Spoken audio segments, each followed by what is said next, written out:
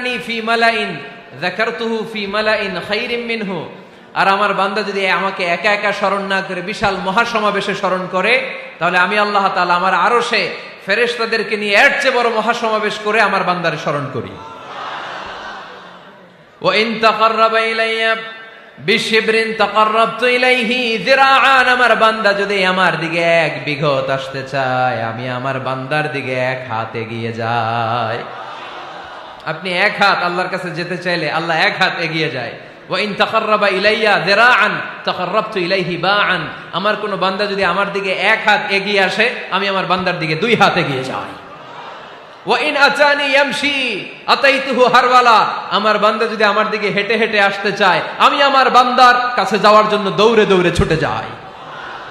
এজন্য আওয়াজ করে বলতে হবে, আল্লাহ কাছে না দূরে? আরো জোরে, কাছে না দূরে? দ্য মোস্ট ক্লোজেস্ট ওয়ান, সবচাইতে কাছে। চাইলেই আমরা আল্লাহর কাছে যেতে পারি।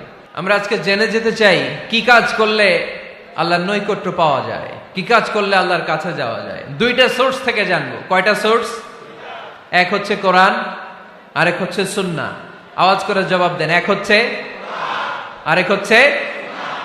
তো আসেন কোরআনকে আমরা জিজ্ঞেস করি, কোরআন তুমি আমাদেরকে বলো কি করে আমরা আল্লাহর কাছে যেতে পারি, কি করে আমরা আল্লাহর কাছের বান্দা হতে পারি, কি করে আমরা আল্লাহ তাআলার নৈকট্য পেতে পারি।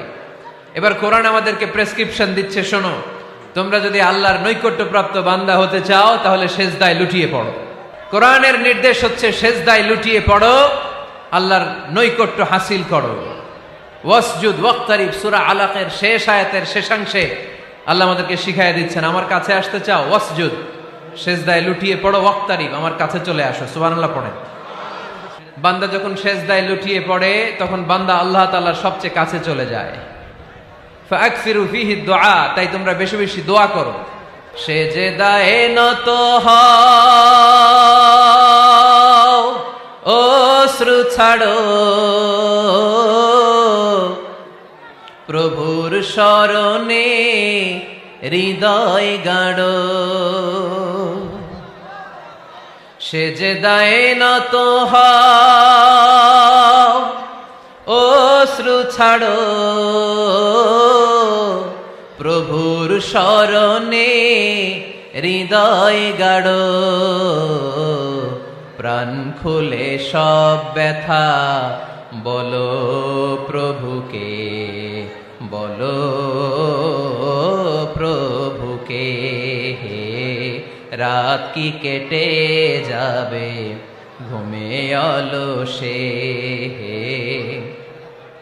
রাত কি কেটে যাবে ঘুমে অলসে।